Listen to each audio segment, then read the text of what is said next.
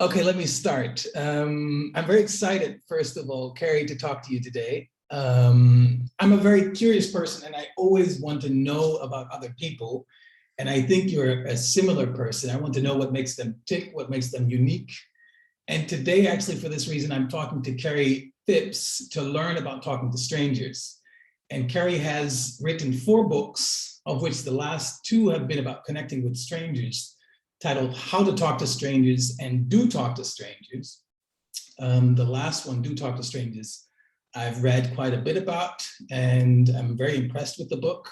She's also a public speaker on connecting confidently and a coach who helps leaders to hear themselves think. And she asks questions no one else will ask. And actually, I was curious when I read that on your website. I was like, I want to know about those questions. So maybe we'll talk about that later. And lastly, because obviously we're going to be talking about how to talk with strangers. And we were strangers until, I guess, 1.5 days ago or 2 days ago. And I have to say from personal experience, because I wrote you via WhatsApp to ask you about this interview. And I was very impressed with how our connection was, because it was really, really nice. I felt very welcome and I felt very appreciated because of our interactions that we had. And I think that's also part of the skills that you've learned on how to connect with people and how to make them feel welcome. So I was very, very impressed, and it was a really good experience. And so far, just now, we've already been talking for half an hour before we're starting the actual recording, and it's just great. I feel we could go on for much longer. So thanks a lot, Kerrie, for taking the time to talk. And yeah, I'm really happy to be here with you. Thank you, Julius. And I'm absolutely delighted too. And I love that you first spoke about being curious, because I feel like that's something that we naturally are curious. When you look at children, they're Yes. so curious. And remember, like, you just got to talk to parents who have little ones at the moment. There's such a frustration sometimes because children are just saying, why? But how does it work? But why? But why? And that can get really stifled in us, that curiosity, that wanting to know, how does the world work and what's going on and why does it feel like that, look like that, and sound like that? And we just have so many questions, and then nobody's got time to answer them. And having had a child myself, I remember when he was at that, why stage, my husband was adamant that he was going to answer every question, because he was really shut down when he was a kid. Like, I don't remember that experience for myself so much, but, and, I grew up on a farm and there was time to explore, and, so maybe that wasn't so stifled in me until probably school years. But my husband would tell my son, well, actually, this is how it works. And, this is a process called oxidization. And, and our son's going to school at 5 years of age, telling the kids that, they should get their mom or their dad to put lemon juice on their apple so it doesn't oxidize. And then, adults are just going, what? Like, why is this child using these big words? But he wanted to know, and my husband really wanted him to have the answers that he was looking for. Awesome. But I've seen for myself, I think that curiosity was dampened in me for so long. And when I began my coaching journey, which is, a long way down the track, but I, had just turned 30, been through a massive crisis, and I stepped into the world of coaching, and it was like curiosity was celebrated and encouraged. And I saw the importance of it, because if we are not curious and we ask somebody a question without that curiosity, we are asking with judgment, with assumption, with filters, with our own hotspots and agendas. And it was profound in my first couple of days of coach training. It was like a smack in the face to realize that we have all of these things getting in the way of a really open conversation that can go incredible places. But that curiosity and openness has got to be the foundation of it. Yeah. Yeah, because curiosity is sincere. It's not, there's no agenda. It's just actual curiosity. And we talked about it actually before just a little bit, where sometimes we don't have a rational thought of why we should connect with someone or why we should do something X, Y, Z, but we just have a gut feeling that pulls us somewhere. And I think that we, at least in my experience, we benefit greatly from listening to that feeling and just going with it and following our curiosity and see where it takes us. Yes. definitely. Yes. Yeah. So thank you for being curious and reaching out to me, because I'm delighted to connect with you. Awesome. And Yes. yeah. So, But I'm so going to let you ask the questions today. yes, my first question would be, and I mean, this is already somewhat related, but starting off, why should we bother talking to strangers? Because I mean, as you know, we're also told, no, don't talk to strangers, kind of a thing we're learned in the world today. Also, everyone Yeah. is on their phone or their headphones and closing themselves off in many cases because they're uncomfortable, I guess, also to Yeah. interact and talk to strangers. But why should we bother to talk to strangers? Why is it important? I love that you asked that question, because that question coming from you, I know that you are already willing to bother. I do, yes. Yeah. But if someone's sincerely asking that, why should I bother? Then I would just want to reach out and go, because you will uncover like amazing opportunities and True. insights, and, like reignite that curiosity in you, and empathy. And like, we need to connect with other people because we need to have our assumptions challenged. Yes. And so it comes back to the conversation in our own head. Yeah. we need to be aware of what is going on. You mentioned the, that intuition, that feeling of like, oh, I should talk to this person.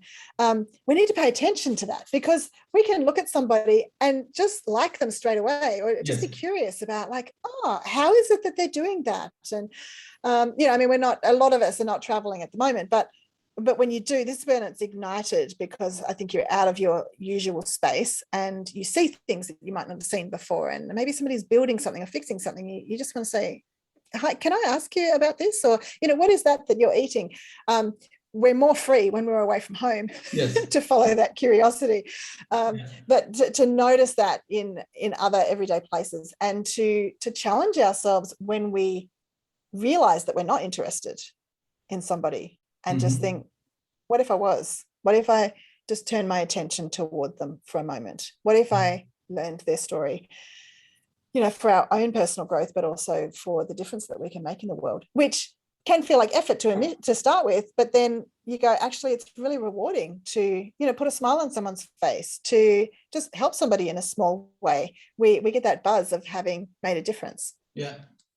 I really like what you said about having our assumptions challenged, Kerrie. I think that's really, really important, because we risk being stuck. It's very easy to be stuck in our own mind, and also with our own little familiar thought patterns and things. And it's extremely refreshing. It's one of the reasons why I love talking to strangers, why I do it a lot, but I feel it's one of the important things that makes life better. So therefore, I think it's a justified topic for my blog, for my project.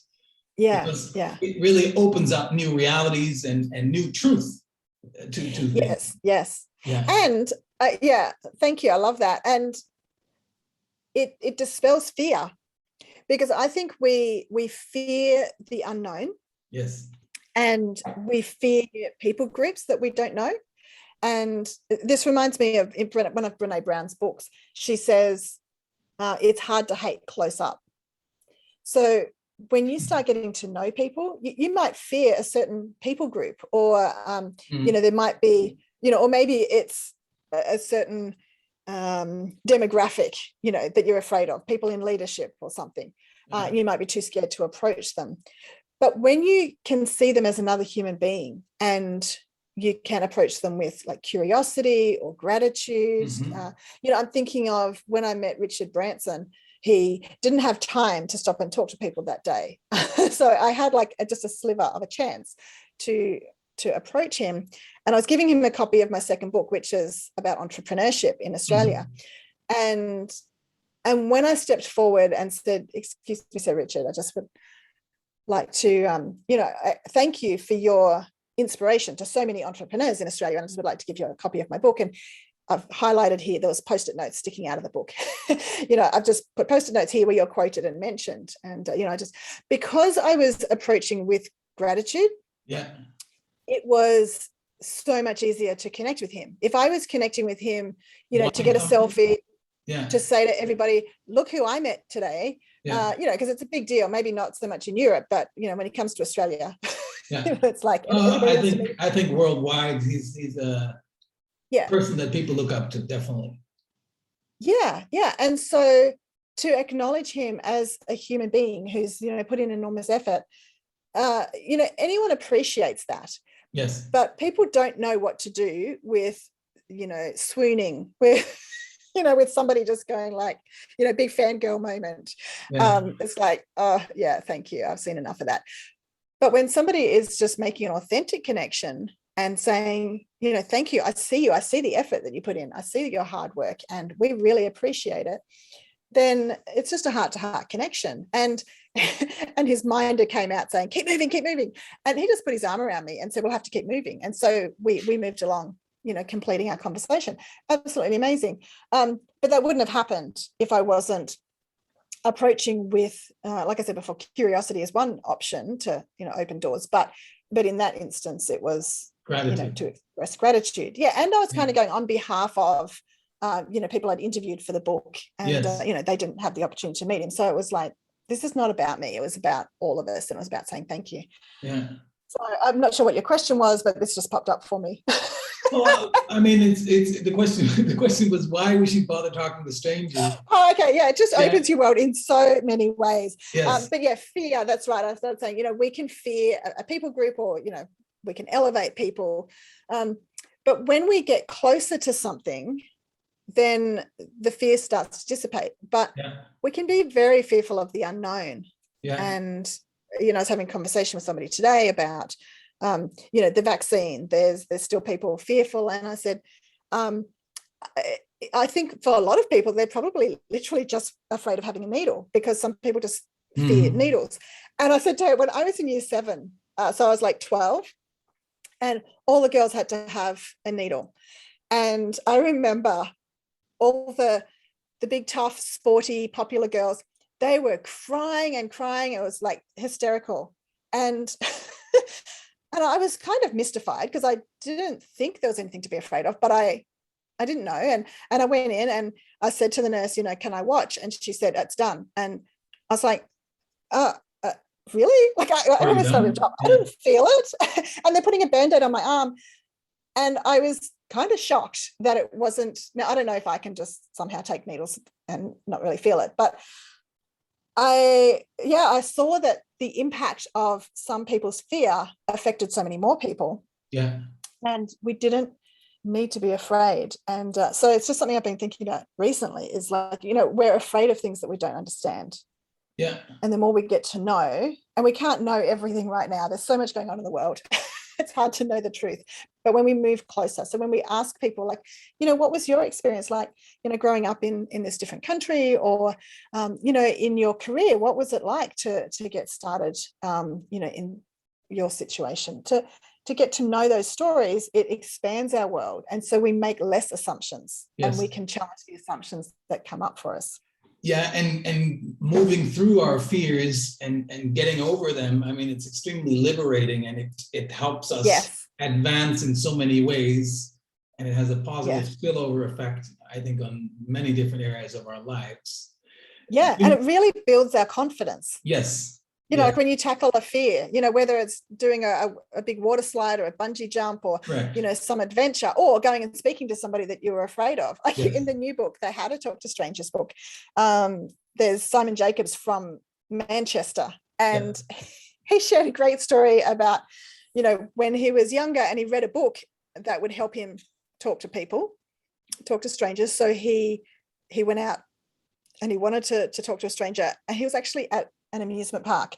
So like, how fun is an amusement park? He's on all these rides, but he didn't actually enjoy the rides because he was so focused on his task for the day, which was to talk to strangers. But when he did, at the end of the day, it's like, such a breakthrough. Yes. So I think it's really useful to ask ourselves, what am I afraid of? What am I holding back on? Sometimes we're just afraid to try new food. Yeah. Well, why don't we just start stretching ourselves a little bit, get out of our comfort zone a bit? And so maybe it's talking to, a neighbor that you've just assumed doesn't want to talk to you. We fear rejection. Yeah. And like, what if we just say good morning? Yeah. How hard can that be? Well, that's actually my second question, because what's holding us back from talking to strangers? Because like you say, and I know I do it a lot, but sometimes I'm also holding back. And even though I'm quite familiar with putting myself out there and also putting myself in uncomfortable situations, I seek it, but sometimes I'm still holding back. And I guess there's fear of rejection. There's just some anxiety and all these thoughts that pop up. What do you think holds us back from talking to strangers? Yeah, fear is the big thing, but I think sometimes also we can, like, I love that you push yourself out of the comfort zone, and I do that too. And sometimes I find myself not talking to a stranger because, like, I'm just exhausted, and I'm thinking about my stuff. But then often I've noticed that when I'm like catching a really early morning flight after a big week, or that's been a little while, but I'm not comfortable with what's going on for me. So I can be sort of, looking inward, and, I'm feeling like this is hard. And I see somebody and I think there's like a flicker of curiosity, or maybe just respect. Like, could I just say good morning? Could I just get past my own, like, whatever slump I'm in? And just be respectful of another human being, and just say good morning. Well, some of those conversations have turned into the most extraordinary situations. And I'm like, my gosh, I was so close to just looking down, totally ignoring them. But I think, again, this comes back to the intuition. Like, are we paying attention to that quiet little whisper? Like, there's another person there. Like, just say good morning, just say hi. Because it can be incredibly rewarding. So, but I think also we need to pay attention. Like, if we're really tired, we need to sleep. And we can say that to, like, if you're traveling next to somebody and they want to chat, it's totally okay to say, thank you so much for sharing. I just need to have a nap for a while, to just be listening to ourselves, so that we can, have those boundaries, but be respectful. And some people have told me that they are afraid of talking to strangers because if they start a conversation, they might not be able to get out of it. They're afraid that they can't stop it anymore, or they don't know how to stop it. I say good morning to you, and then you're like, so enthusiastic, and you're chatting, and then I'm thinking, I've got to go and do what I've got to do, or I've got to, send this email. I can just say, thank you so much for sharing with me. I love your enthusiasm. Will you excuse me, because I need to focus on this? And that's okay. That is, and it works, because you've given somebody a moment of attention. You've said thank you, like, you've acknowledged them. Because I think sometimes I've encountered people who just chat, and they just won't stop. And I think, I'm on this train for the next hour and a half, and I don't think I can maintain eye contact. I can't pay attention. I can't be respectful for that long. I need to focus on something else right now. But when I've acknowledged them, it's like they feel heard, they feel seen. And then they're far more comfortable to, to sit quietly, or, do something else, because somebody's listened to them. So sometimes it only takes a few minutes, but we can just give people that respect, and just be aware that maybe nobody else has listened to them for a long time. It's just a small gift that I can give somebody. I think what you're saying about acknowledging people is a critically important thing, because I think one of the fundamental things that we desire as human beings is actually indeed to be heard and to be seen. And some people are less outgoing than others, and once they get an opportunity to speak, it really matters. And so to acknowledge people, I think is critically important. Because they might not realize, they might be on autopilot just talking and not realizing I have a need for connection. But so it's an unconscious thing that's going on in our brain and in their brain. But when we pay attention, then that anxiety can just diminish. And we talk about anxiety a bit in the latest book. It doesn't take much to just reduce somebody's anxiety by just seeing them and acknowledging them. It's quite beautiful. True. I have a question about yourself, if you don't mind, because I'm imagining this, you've written 2 books about talking to strangers. What is your story? How did you become curious? I know that 3 books. The Travel Toolkit, that's true. 3 books. Why did you become curious talking to strangers, and even so much that you've written 3 books about it? And maybe there's a 4th one coming. We don't know. We're not going to talk about future books right now. So I guess my dad's 60th birthday, I think I was a fairly new coach, and I do remember a speech where like I stood up and we had surprised him with a restaurant full of people and like friends and relatives, and they'd traveled from all over, like even interstate, and he thought he was just going out for dinner with immediate family. And so we're there in this massive restaurant full of people, and I must have been pretty new to coaching. So this is probably like, oh, I can't even remember like how old he is and all of that, but maybe about 2006. And I said, that I, had learned from him how to connect with people, how to talk to strangers and start conversations. And I think that has been really helpful in my new business. And I remember Dad saying, in response to the speech to everybody, well, I don't know that I really taught her that, but maybe it just kind of fell off somehow, because he's not one for, acknowledgement, especially publicly. He's quite humble. But he is known for talking to strangers. He will meet people just anywhere and will find out their story, and then find that they know somebody that he knows or went to school with somebody that his parents went to school with, and all kinds of crazy stories. So there's definitely my family background and my grandparents, on both sides, just great at welcoming people and talking to strangers. And so Amazing. I guess I grew up experiencing that welcoming of the stranger. Yeah. So that's something beautiful that I'm really grateful for.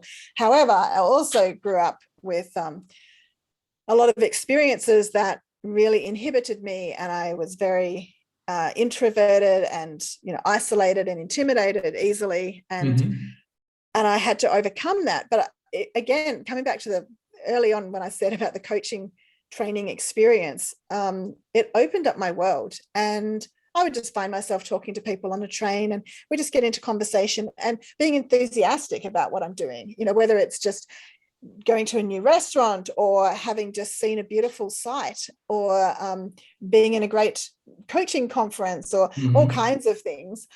I'll just find myself in conversation with people on trains, etc. And then my colleagues and clients are saying, when I tell the stories, but Kerrie, how do you meet these people? Like, how is it not weird to swap business cards on a train?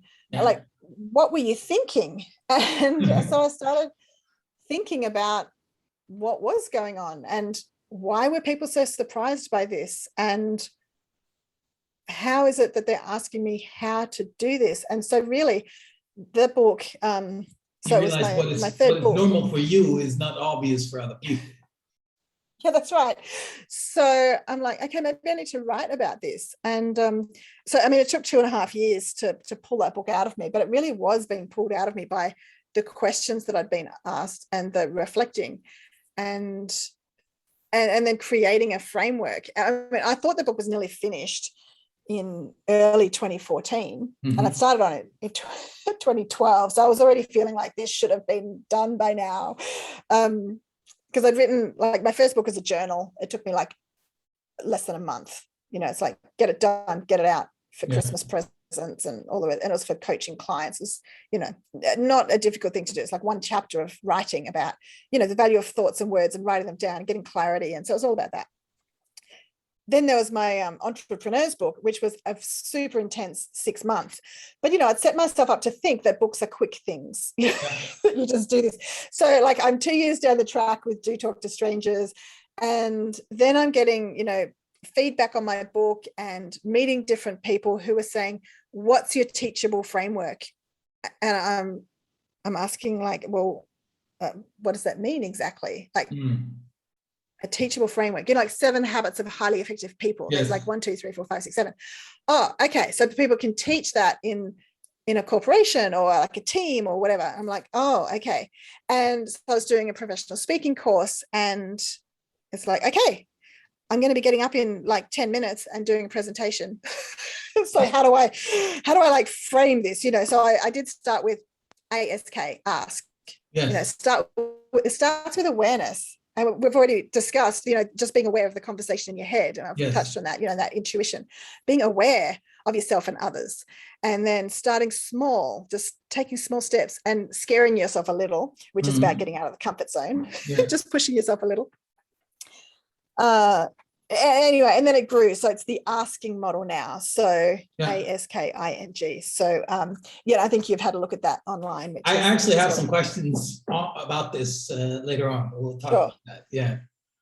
Yeah. So yeah, the book was pulled out of me by other people, and I'm really grateful that they yeah, and like you'll see that it's by Kerrie Phipps with Jane Polisi. So she was a friend who I connected with because of my previous book. That day that I met Richard Branson, I also met another speaker at that event, Glenn Capelli, who has done the foreword for this book. But I met Glenn, and we put a photo up of ourselves standing there with our books. We gave each other a copy of our books, and his is called Thinking Caps, and then there's my entrepreneur's book, Lifting the Lid on Quiet Achievers. And so Jane saw that on social media. She was from Perth, and her husband went to school with Glenn, and so she's like, oh, who's this lady, what's this book? And so she went and bought my book online, and it was like in pre-launch stages. I'm like, where is Scarborough? Western Australia.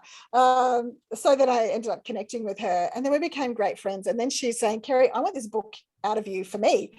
And I'm like, but you talk to strangers everywhere. You like, she and her husband are adventurers, photographers, you know, that do all kinds of amazing things. But yeah, she really helped me pull the book out. Like, she would ask me questions, and I would start talking, and she's like, type. Yeah. So that was a beautiful collaboration to really help bring that book out. Yeah, that's an interesting point to do that together. Yeah.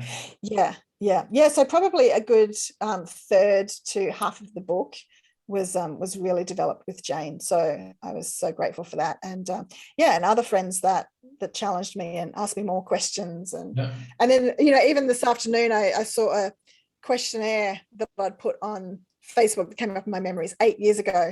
I was asking questions that became a chapter in the book. Yeah, that's good. We can take inspiration everywhere. And also, many times are really old notes and things. There's a lot of little gems to find there. Yeah, and it's inviting the genius of others, which I think before coaching, I was in a leadership role for a long time, and there was a pressure and expectation to have the answers. Whereas when I discovered coaching, it was about, you know, putting aside any ideas or answers that I might have, putting my ideas, agendas, opinions aside, and just pulling out the genius of the client sitting in front of me. And so I just found that it's incredible what happens when you ask people questions without attachment, without steering them in a particular way. So asking people, so then it helped me to be able to create this book that I didn't think that I was, you know, the expert that should be writing this. But I think you've chosen or were led to choose the right approach to it, because talking to strangers is about the interaction with people, and then getting those questions and getting those experiences. I think is the perfect way to do it. I want to ask you about the asking model as described in Do Talk to Strangers. I want to talk about all of the letters.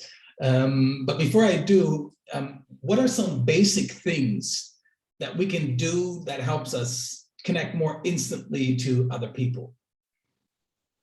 Well, really, it's all there in the asking model, but I would start with, you know, the awareness, like awareness of even your posture. Like, are you approachable? You know, are you smiling? Are you looking up from your phone? So we can walk around looking very because everybody, because everyone else is making assumptions as well. They can assume that you are in a bad mood, that you are dangerous, that they could assume all kinds of things just because you're hunched over, you're looking at your phone, maybe you're frowning. But even neuroscientists have discovered that even a neutral expression is read as a threat by another person's brain, you know. So you just see a person with a neutral expression and you think, they don't like me. You know, and so then you put your walls up, and so then you've put walls up, and this person doesn't even know that you've that you've got your walls up because they haven't even seen you yet. You know, so there's all these crazy things going on in our brain immediately. So we need to position ourselves to be easy to connect with. So it all starts with ourselves, because you're right, because otherwise it bounces back and forth, because if they think we are hostile or we are closed, they will close, and then we think that, and that enforces us to be more closed, and it's a negative spiral. Yep, Yeah. absolutely. Yeah. Yeah. So, And so we can turn that around and just make it a positive spiral. yes. And, and if we Absolutely. realize that maybe we've been a bit too enthusiastic and like step too close to them, to step back, give them a bit of space and just go, sorry, I'm a bit excited today. To give people permission to just be themselves around us, we need to give ourselves permission to be ourselves also. Yeah. And to take responsibility for the impact that we have on others. Yeah. Yeah. What are common mistakes that because I was distracted because you said permission, and actually I really like that, and I have a question about that in a moment. So my mind is already jumping. That's okay. And I paused because I thought, should I tell you another story? But I'm like, I'm so full of stories today. Well, let me ask you this: what are common mistakes that we make? I mean, I guess the obvious, sorry, not the obvious, the opposite of what we just said is one mistake is that we're too closed. What are other mistakes that we tend to make or that people tend to make while actually wanting to connect to strangers, but not able to do so? Yeah. Again, it comes back to assumptions. So the assumptions that we make are probably the very beginning of mistakes that we make. Yeah. And we assume that other people don't want to talk to us. We assume that other people are better than us, or we assume that other people think they're better than us. We can assume the worst of people while we want people to think the best of us. So again, we need to come back to what's the conversation in my head, and how much am I expecting other people to take the initiative and be friendly towards us while we keep our walls up? We can't do that. Doesn't work. So I think we need to ask ourselves, what am I expecting of others?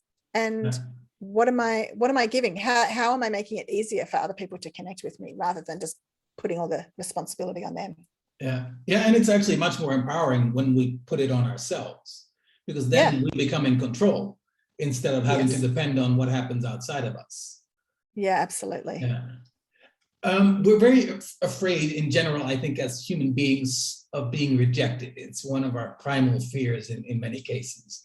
And I think, therefore, we engage much less with others than we would actually like to. And why do you think we have this fear of rejection, and what tips could you share for us to overcome this fear of rejection and instead actually open up and do talk to strangers? Yeah, see, our brain automatically alerts us to potential fearful situations, because it wants to keep us safe. And we just need to not take that as, the truth. It's just highlighting, hey, this could be an issue.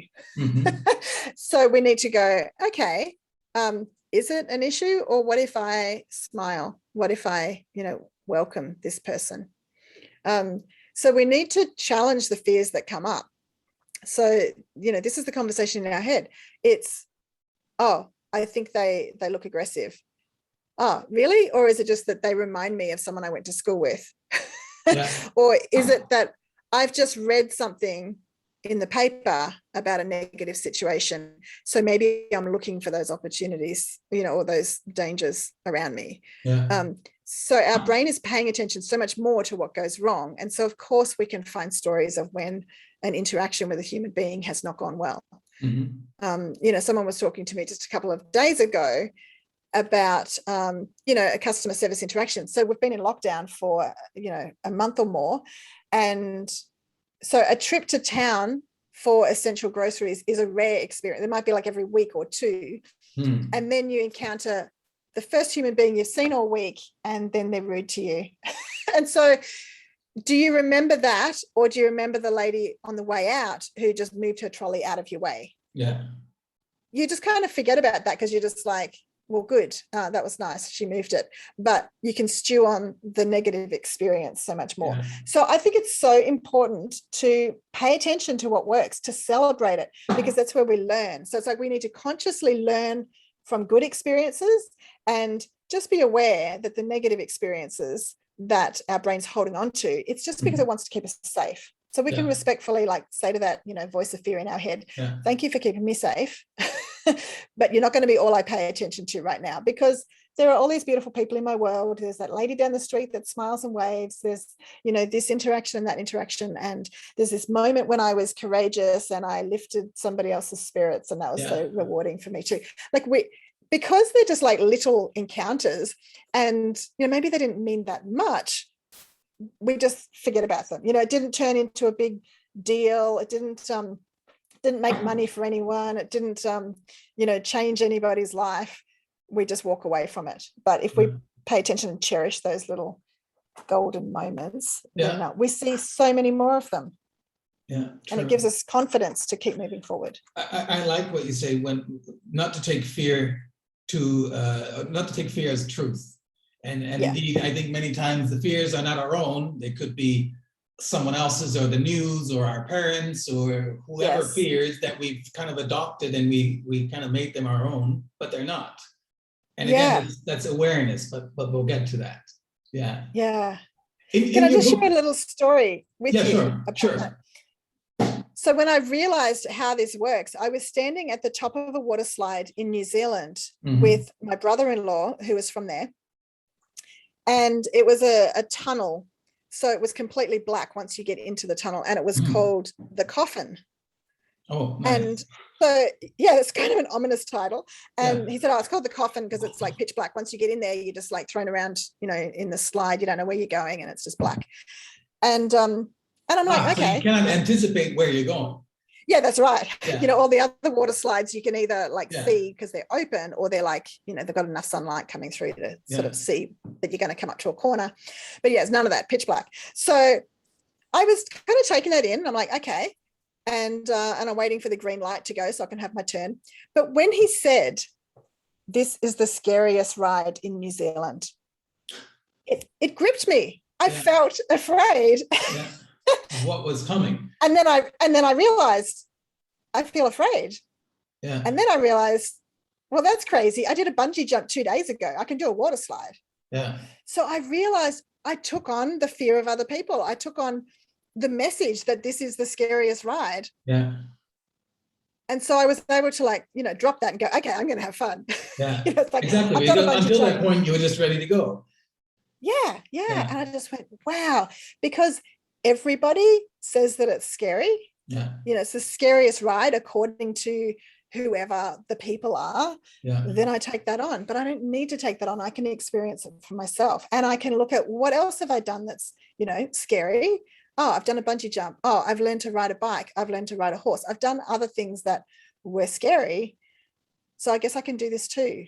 Yeah. And so that's why we need to celebrate those little wins and go, I did something brave, so that next time I'm confronted with something scary, I can go, yep, it's scary, but I'm going to jump in. Yeah, it's true. The more we do of these things that we are afraid of, the more courageous we become, and it expands our life and our experiences and the interactions with other people. Yeah. And again, of course, it comes back to paying attention to our intuition. Yeah. If it does not feel safe, if there's something in you that says, no, this is not for me, this is not safe. Yeah, pay attention to that. True. I'm not telling people to override their fears, but to pay attention to the fear and go, what is that? Where is that voice coming from? Where does it come from? Yeah. Is it helpful, or do I need to tell it to get in the back seat? Yeah. Yeah, and that requires for us to be present in the moment. Yes. Yeah. So aware of ourselves, listening to ourselves. Yes. Yeah. Yeah. In your book, Kerrie, you talk about asking permission to engage with someone. You just touched upon it as a means for them to switch gears. For their already engaged and occupied brains. I really like this element of asking for permission. And so can you share a little bit more, and why is that important in the interaction with someone and to help them open up? Yeah, and this is something that, again, I learned from coaching and having a 4-year-old. So when, 5, 6, 7, and, a husband. So when people want to talk to you and you're focused somewhere else, you realize that you kind of have to switch gears to go, okay, yep, I'm listening. So you might not hear the first couple of words that they said, that just come in and started like chat. And you're like, whoa, hang on. And even as you're listening to a podcast, you go, oh, I must have missed something there, because our brain wanders off, we're focused on something else, and then we come back. So it's not saying like, excuse me, sir, can I just have a conversation with you? I mean, you might do that, but it might be a matter of, just eye contact. Like if I want to sit on the bus seat next to you, I might be coming towards you, looking at you, like with a smile and open expression, Yes. like that look of curiosity, like, oh, would there be room for me here? You might not even need to say that. It might be like a look that we engage, and then you pick up your briefcase and move it. And I just go, oh, thank you very much. Yeah. So there can be permission in, without words. Yeah, absolutely. But it gives people an opportunity. And so, if you want to ask somebody something, you might just say, excuse me, do you mind if I ask you about, what you're doing here? Then it gives them a minute to go, sorry, what? Are you talking to me? Yeah. Rather than just going, what are you doing? Because that can be quite confronting. And it's just being respectful of another person's brain, because you know what it's like when you're busy and someone starts talking to you. You're like, whoa, hang on, where am I? Yeah, I read an example about this where you're looking for a restaurant and you're just asking two people who are sitting outside on their break, and it reminded me of an own experience where I realized, like, I do that too, because we've been working on a subsidy, on a grant from the government, and we worked with a company that helped us with this, and I called them, and I got the receptionist, and they said, "Hey, can I talk to Frank?" And I didn't even introduce myself, and then they said, "Oh, sorry, I'm Julius, so and so," and then she started to laugh that I was so focused on just talking to Frank that I completely lost track of the whole other context of this conversation. And it was funny, but I guess we all do that when we're in our focused mind. And I guess asking for permission shifts the focus, and also by the person. And it can shift, it can shift it for us as well. Like if we pause to gain permission to connect, which is super important if we're task focused people. Rather than just going, well, I'm task focused and I just get in and I just, start the conversation. If you actually want to have a better conversation, then pause first and ask, do you have 5 minutes? Can I talk to you about this? To give the other person a moment to become present, and also to give yourself that space to become present if you're just wanting to like dive straight into the content. Yeah. I want to talk to you about the asking model, Kerrie. In your book, Do Talk to Strangers, you share this model, and I like how you got to it. This is the teachable, how did you say it? Teachable framework. It's short for awareness, starting small, keep going, interest in others, natural confidence, and gratitude. How did the model came about? Actually, we talked about that. It's the teachable model. And can you start with regard to awareness, why that's important? And I mean, we've talked about it, but how it helps us connect with other people. I think, it's about being aware of ourselves. Yes, of yourself which and we've others. Discussed at length, but also being more aware of others. So this is where, like, it's building our empathy, and we're looking at, maybe other people don't feel as included as me because, I've grown up in this environment, and I guess I know my way around this, this building or this community, etc. So just being aware, other people might not know all the things that I know.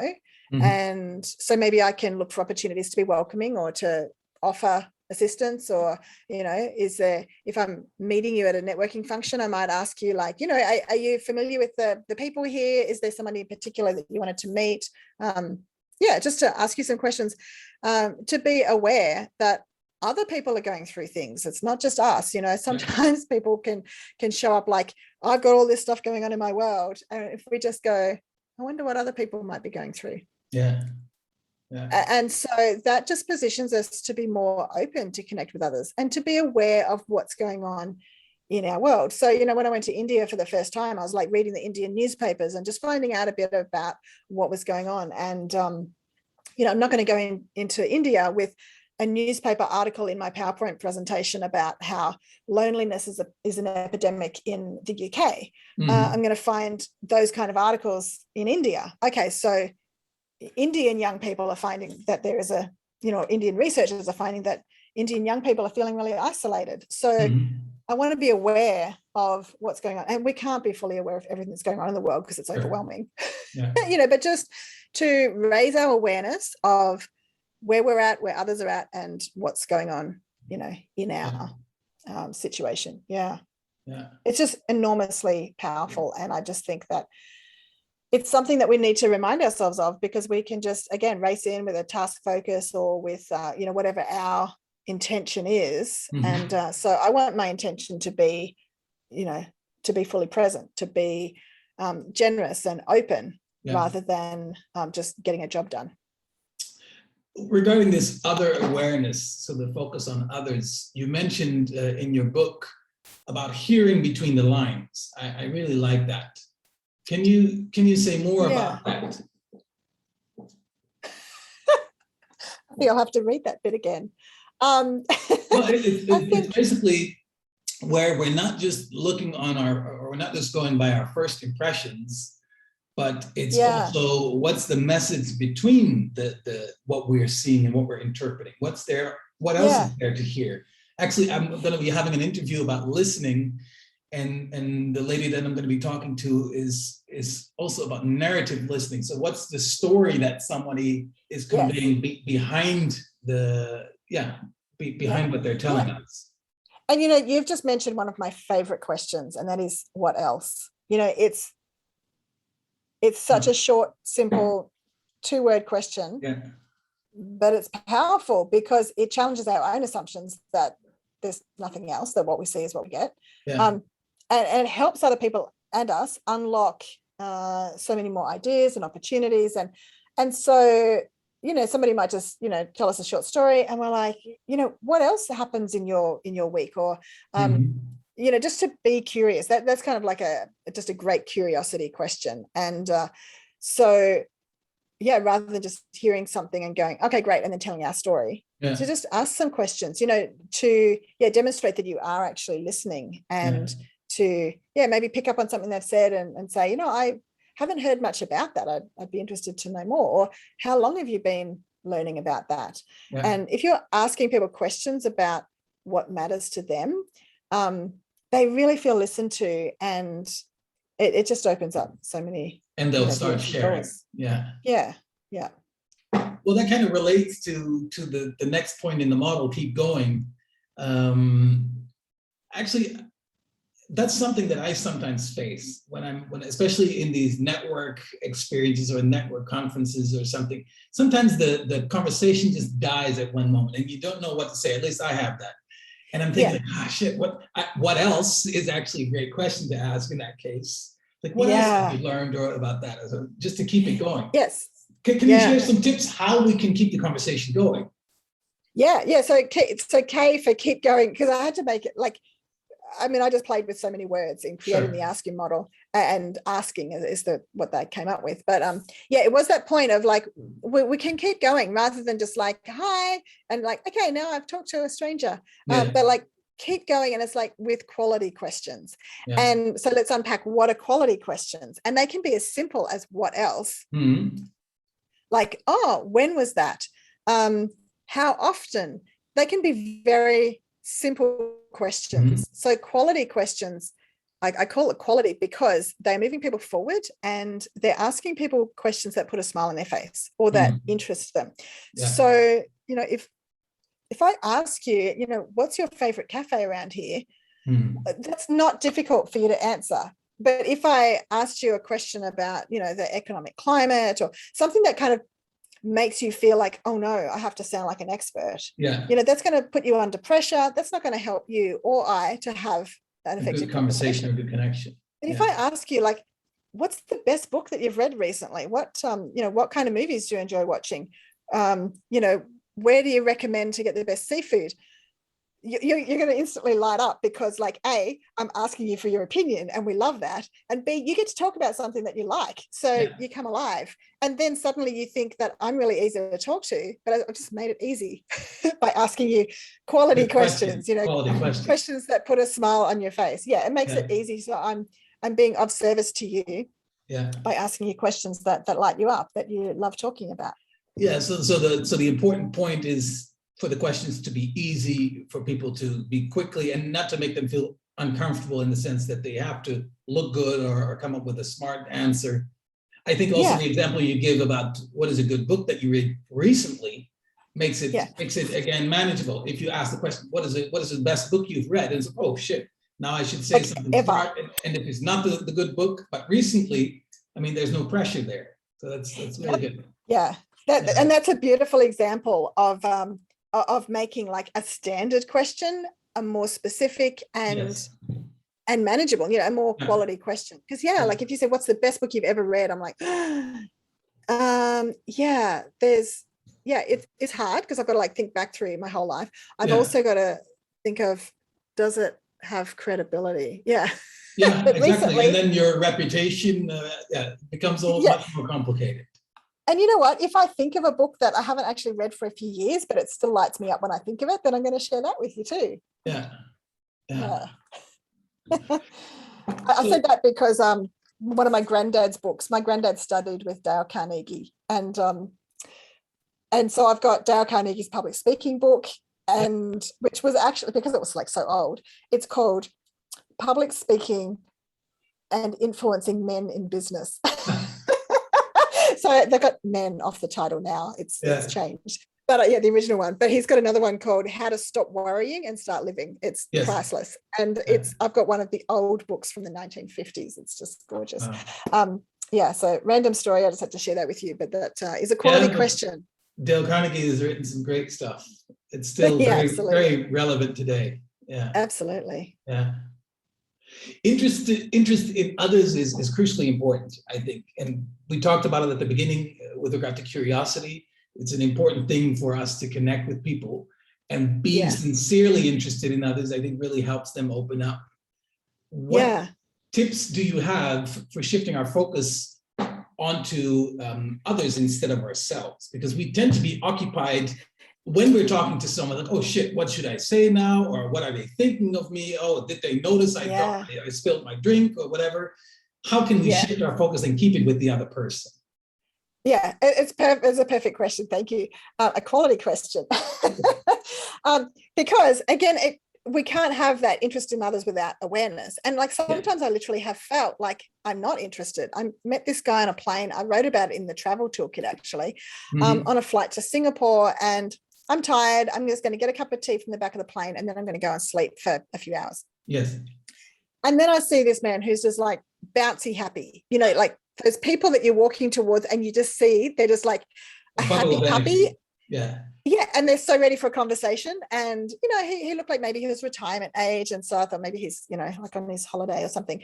And so he was like, hi. And I chose to tune in and be interested. Yeah. And then I found that his wife came from my hometown, which is called Gilgandra. It's near Dubbo, where I live now. And then we just had this amazing conversation for like, a good half hour. We found that we had friends in common. It was just incredible. And he'd lived in something like 27 different countries. He was doing some incredible humanitarian work now in his semi-retirement.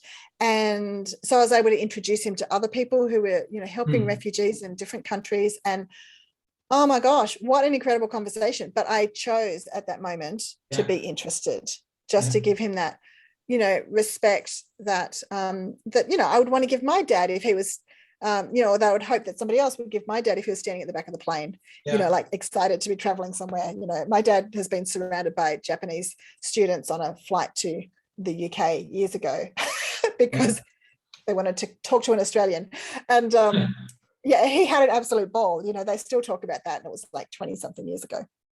So just taking that moment to choose to be interested. And so those quality questions can help to, just to take the conversation a bit further. And, like maybe where did you learn about that? Or and take it beyond the shallow parts and the how do you say that, the politeness exchange, and to really take it to the person, because that's obviously what we're interested in, the person behind who we're meeting. And maybe, like what impacted you most about that, or like what inspired you in that situation. So just choosing to be interested. Yeah. You speak about natural confidence as the second to last step in the model. Yeah. How can we, first of all, what is that natural confidence and how can we tap into our natural confidence? I mean, I have some ideas, but I was unable to read this in the summary, as you know. But Yeah. I'd love to Yeah. hear about this. Yeah, so I did dive further into that later in the book. So I think you've read the first chapter or something. Yeah. Yeah, so natural confidence. This is because we can often see where we're not confident. And like I said, I felt very intimidated and inhibited and like not confident at all. And people say, oh, Kerrie, but you're so confident. I'm like, really? No, no. But I know how to tap into my natural confidence, which comes from like when I'm being myself. So I've spoken in the Philippines a lot, and they're so beautiful. They're such gorgeous connectors. And they say, we need this connect with confidence training because, we're quite shy. And I'm like, you guys do karaoke. Like you sing in public in front of strangers. I don't have the confidence to do that. Although I will say I have sung on stage during my presentations in the Philippines, not in Australia, but but in the Philippines, you start singing a line and they all just join in and they're probably on their feet already. And so they help me be confident.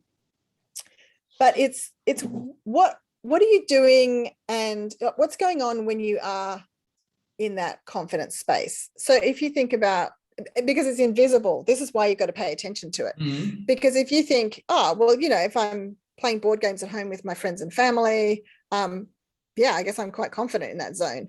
If I'm like, just what do you do without thinking about it? Like, do you just get in the car and drive? And if somebody was new to driving, they would get in the car next to you and go, how do you just know how to do that? Like, how do you know when to change gears? How do you know, like how far away from the other car? Like they will have all these questions for you and you just go, oh, I just do it. So it's about unpacking some of those things that you actually... I was going to say, you take yourself to that experience where you just know. Yeah. But how, what do you just do? But how then do you bring it to that current moment where you're not so confident, where you're not feeling so confident? How do you bring that in? Yeah. So again, it's that awareness of going, so what's going on for me here? Maybe when I'm like standing on stage in front of people and I'm not feeling confident, it's because I feel like I have to wear this facade. It's because I'm not really being myself. So if I know that my strength in, being confident to drive, to, play card games or board games or whatever, and I'm just in my zone there, what is it about that? Maybe I'm just being myself. Maybe it's because I've done that so many times before. So then you go, okay, so if I've done it lots of times before, that makes me confident. Okay, so let's just keep doing this. Let's keep practicing to become more confident. But also, what's the kind of headspace I'm in when I'm naturally confident? Yeah, you relax. If it's because I'm being authentic, I don't have to perform. What if I take that into other situations? What if I'm being myself? Because being authentic is so liberating. It can be terrifying if you're afraid of people rejecting you. But if you realize that that's how you show up at your best, then you start caring less about what other people think. Because you know that you're at your best when you're being authentic. And that's actually all there is, to be yourself, really. Yeah, and you're so much happier. If I was doing this conversation with you and feeling like I have to say everything right, I don't want to say I don't want to say little things that I know I could do. But if I'm so concerned about getting it right, then it becomes a tense conversation. And you're not getting me just showing up as myself. And so it's like, you know what, it's just easier to be myself. So, and it's easier for you too, because you're not trying to see who am I really behind all these like little walls that I put up. So when we just let the walls down and just go, okay, let's have a conversation, then I can just step into that natural confidence because I don't have anything to prove. I don't have to, try and be something I'm not, because that's just going to be hard work. And if I have to maintain that, tiring, and we're not going to be connecting with people also because they sense it that we're not being ourselves. I think more than ever, people sense that, and that's why TikTok videos and Facebook Live videos, and before that it was Periscope videos.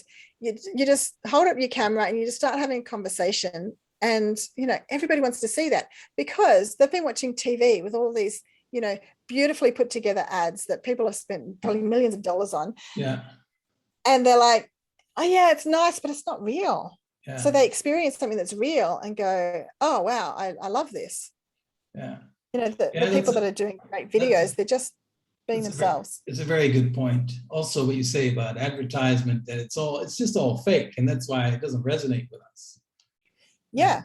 And even if we get taken in, we still kind of know that like it's probably not as good as they say it is. Yeah. We've got that like awareness. But if we encounter someone good to real, be true, yeah, it probably is. Yeah, that's right. So the last letter from the asking model is G for gratitude, and we've talked about it at the beginning already. Why is gratitude so important for us to connect with people? You gave the example of connecting with Richard Branson with gratitude. I think it's a great example where we don't want something from him, but actually we have something to give. But maybe now I'm starting to answer the question. I just think it's a great connector in so many ways. So, if you're getting off the bus and you just say to the bus driver, thanks for a great trip, thanks for the safe driving. Exactly. I just had a conversation with somebody who's on my podcast next week, I think, about, the taxi drivers in Singapore. So he had a really smooth ride, and he said to the driver, thank you so much for your driving, because he wasn't talking. He usually would be having a chat with the driver, but he was focused on his session and everything. He was about to, present to a group. So when he acknowledged the driver, when he got out of the car, he said, thank you. And he acknowledged him specifically, because I do unpack that in the G for gratitude as well. Yeah. Then it lights up both of you. It maybe builds a connection, and maybe a taxi driver, you're never going to see him again, but like maybe he'll go, here's my card if you want to work with me again. Then but it builds connection, even if it's just momentary, but it lifts both of your spirits. And I just think that the world needs more of that, because Absolutely. We're surrounded by so much bad news. And if you just say to somebody, thank you so much, I love the way that you put your heart and soul into making coffees so beautifully. That's just going to make their day. And people go by home that, and talk about that. It lifts our own day. So it's again, it's a positive spiral. Absolutely.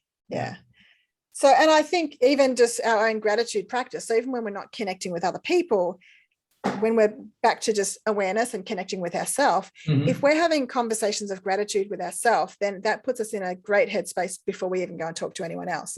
So, maybe it's a gratitude practice of, reflecting on that at the beginning of the day, at the end of the day. I'm so grateful that I'm alive and breathing. I'm so grateful that the sun's out today, or I'm so glad that it's raining and refreshing the earth. I'm, and not to just do, trite, but think about it.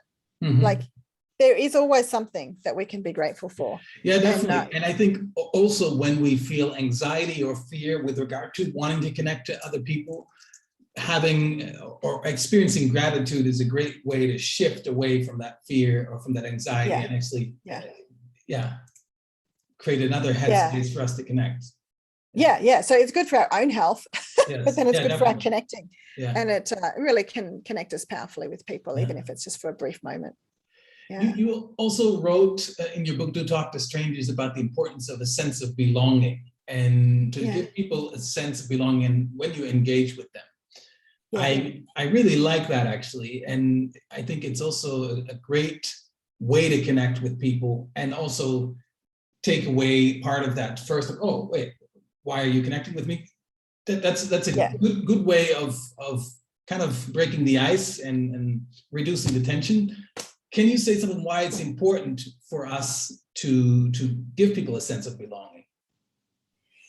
I think you've just highlighted something there for me that, I just picture somebody in a coffee shop, for example, and if I'm acknowledging their work and just saying, thank you so much for the care that you put into that, that could be saying to them, you belong in this, people industry, you belong here, even if they've got plans to go somewhere else later. It's just a sense of like, you belong here in the human race with us, and I think people need that. And sometimes more than we know. And and I've got stories in the latest book, the How to Talk to Strangers, about, you know, a friend who had a cafe, and a guy came in and just looking pretty flat, and my friend just said, you know, "Oh, here's your coffee, mate, you know, no charges on us today, have a good day." And, you know, he just felt, you know, that intuitive, yeah, I'll just give him this coffee. And you know, as a cafe owner, you might be thinking, I need more sales today. But he just gave a coffee. That guy came back a week later and he said, you don't know what that meant to me. He said, that was my last coffee. I was on my way home to kill myself. Wow. And just the fact that you saw me, that you just did something kind for me, it just made me rethink. You know, it just kind of said there's still good in the world. You know, That's amazing. It is amazing. And it's, sorry? I said it's an amazing example. And I imagine it also to be an example of intuition, where the person who gave away the coffee just felt like, hey, this is the right thing to do. Yeah. And it's like, and that story is not uncommon, really. Those kind of stories happen so often. And so, you know, a core theme in the new book is, you know, that you make a bigger difference than you know, that it really matters. And actually, I was reading the Do Talk to Strangers. This is 2012 to 2014. And I just kind of flicked to the back of it as I was doing the layout and design for the latest book, which is like just a couple of months ago. And I saw this line just near the back of the book, you make a bigger difference than you know. And I went, oh, I've been saying this for years. And then I saw it in the Facebook memory of, you know, a video that I did a couple of years ago, and quite a few years ago. And in that video, I said, you make a bigger difference than you know. And I went, what? That's the theme of my new book. It's like, please get this. Like, you just do this little creative project. You just hope that you'll inspire some people. But it has a far greater effect than you can possibly imagine. Yeah. And so whether it's just, you know, deciding to smile at old ladies when you walk past their gardens and say good morning, like, you don't know the impact of that. You don't know what's going on for anybody else. True. And I guess that this sense of belonging, again, also comes back to this big human need that we all have, this universal human need. We all want to be seen. We all want to be heard. We all want to be part of something. So makes a lot of sense. I also really like what you said at the beginning, this quote from Brené Brown, it's hard to hate close up. I think it's also really good. And I think it triggers us to think about, there's much more to discover about someone when we actually zoom in, even though on the outside or the first impression, we're like, this is not for me. Maybe if we dive a little bit deeper by asking some quality questions, we might discover a whole new person. And, you know, this, just coming back to belonging, you just reminded me of something in here in Do Talk to Strangers. There's a chapter about old timers and newcomers, or newcomers and old timers. Because, you know, if you're part of a community group or a temple or a church or, you know, organization where, you know, there are those new people, and sometimes there's a big, you know, push to welcome the newcomers, and that can be done at the expense of old timers who are faithfully serving coffee every week. And they can be completely forgotten. And so we need to be aware of giving people that sense of belonging wherever they're at, because I think we can assume that, so it comes back to how we make assumptions. It's so human to do this. We can assume that because somebody's already, you know, been there for so long, they're happy, they know how it works, you know, they don't need us to pay attention to them. We need to pay attention to all the new people. And it's not the case. We need to value everybody. We need to give everyone a sense of belonging and, you know, check in with them. How are they going? And so again, gratitude, whether it's gratitude like for being here for the like 688th time, you know, or it's countless times because we're not keeping track of all these things, or, you know, thank you so much for coming for the first time. Thank you for coming back. Thank you for being here. And, you know, just really valuing and honoring whoever we are encountering. And, you know, sometimes we can't do that at the beginning when everybody's walking in, or so it's those interactions that we've talked about for this whole last hour, you know, where it's just being present, connecting with somebody where they're at, and giving them that moment of respect.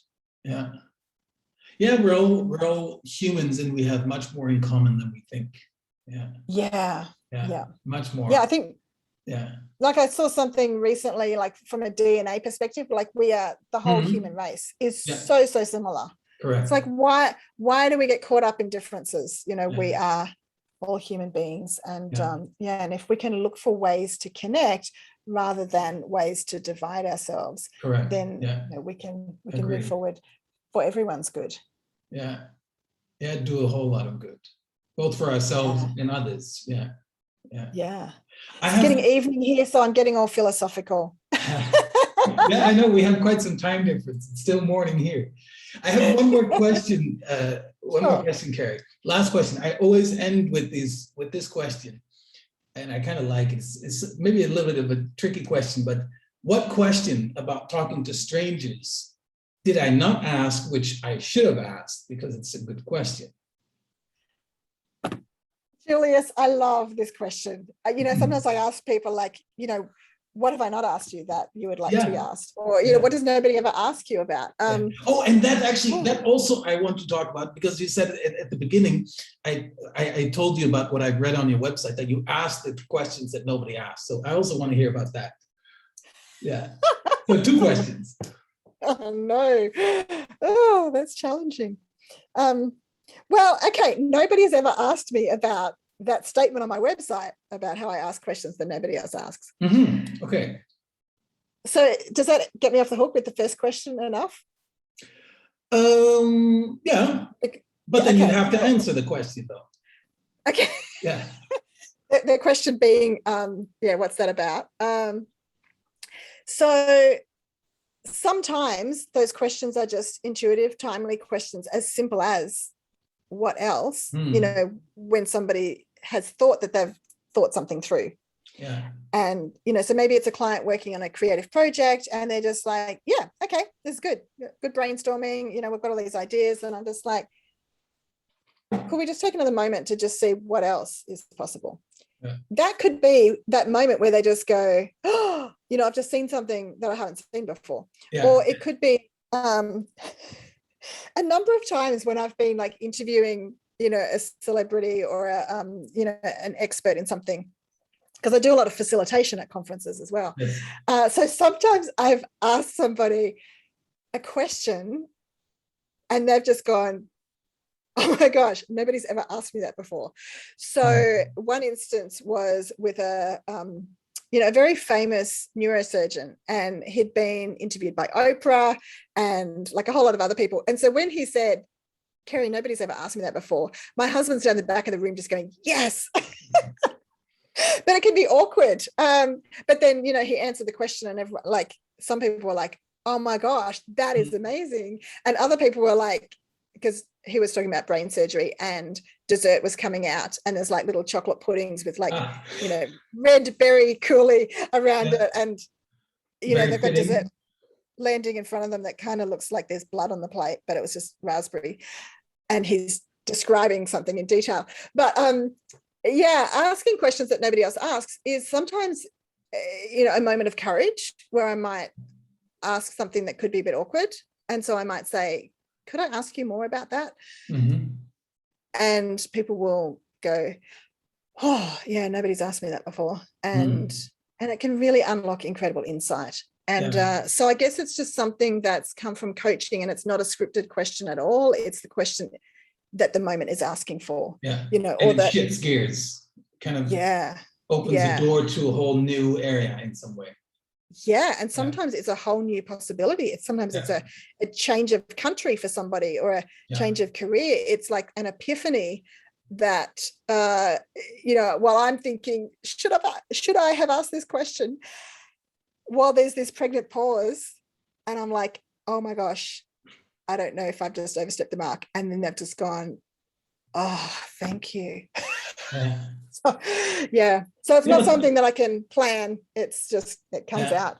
But I guess the important point here is to be courageous and to try it. And there's so much to find if we dare to risk something instead of just holding back. And sometimes it's just a little risk. Sometimes it's like, I remember chasing this woman down the street, not very far, but like I just wanted to catch up with her to say, hi, I know this is weird, but I just really wanted to meet you. I just saw you and I just felt like I wanted to meet you. And she was like, oh, that's lovely. And she kind of was like just being polite. But then she asked, oh, so where are you from? And then I told her and she went, oh my gosh, one of my friends is moving out there as a doctor, like in the next couple of weeks. She doesn't know anyone. Can I introduce you to her? Yeah. And that became not just a welcome to town for this doctor, but, a friendship for me too. That was just wonderful. Yeah. So sometimes it's like, yeah, just step out. In the recent years, I've done #BeOkWithAwkward, because that awkward moment is not for long and there can be just beautiful rewards on the other side. And if it's not, you just go, oh, sorry, never mind me. How many times have I talked to someone? Yes, but I think in many cases, there's our intuition telling us something and we need to follow it. We do right by following it. Yeah. Yeah, that's right. Sometimes I've stared at something. I think we might have a delay sometimes and we're talking over each other, or we're just excited. But sometimes I would see someone, like I might see you in the airport and just kind of do a double take and look at you. And then you look at me and you're like, why is she looking at me? And I'm like, I'm sorry, you just reminded me of somebody. And you might go, okay, she's weird, or she's just like trying to, start up a conversation or whatever. But there's that awkward moment, but not for long. Then you just go, oh, so where are you off to? You just laugh it off. It's easier to just remember to be yourself. You don't have to be all professional and have this like flawless facade, because none of us are flawless. No, we're imperfect beings, and that's okay. Yeah. So just to be in the moment is where amazing things happen. Yes.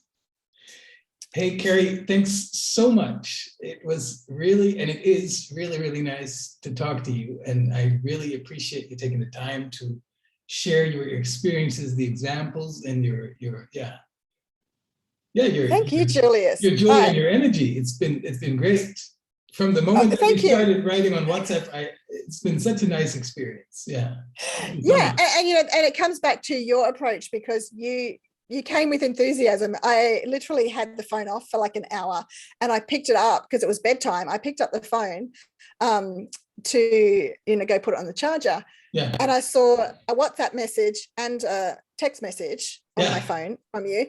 And then I saw a LinkedIn message and I'm like, wow, okay, this guy's enthusiastic. And so I looked at the message and I went, I didn't feel like if I clicked on the link that it would be spam. Sometimes you get a text message and you're like, not going to. I didn't realize that because I send out I do this all the time when I try to connect people, because it gives them an idea of what it actually is, but I didn't realize. Yeah. No, but it was great because, and also you followed up on LinkedIn, but I just thought, wow, there's just like a genuine message, and it was specific. You said why you're connecting, and that you love my books, and it's like, well, you've obviously found my number online somehow. You're not just going like, hello, dear friend, we can be friends. And I'm like, oh no. It was your beautiful open-hearted curiosity and enthusiasm that made me go, oh, I'm going to chat with you even though it's 10:20 at night. Awesome. So thank you for connecting. Likewise. I look forward to following more of your journey. Yes, I'll follow up with everything on Monday. It will go live, this topic. So this weekend I'll spend time writing and doing some more research. And I'll definitely be in touch. And and maybe when you've shared a few more ideas, then we'll get you on the Connect with Confidence podcast. So tell us about who you've been connecting with. Yeah, awesome. I look forward to hearing more of your stories. Yeah, will do. Thanks, Julius. Hey, thanks so much. Have a beautiful day. And we'll be in touch. Pleasure to talk to you. Thanks again. Such a pleasure. Thanks, Julius. Bye. Bye, Kerrie.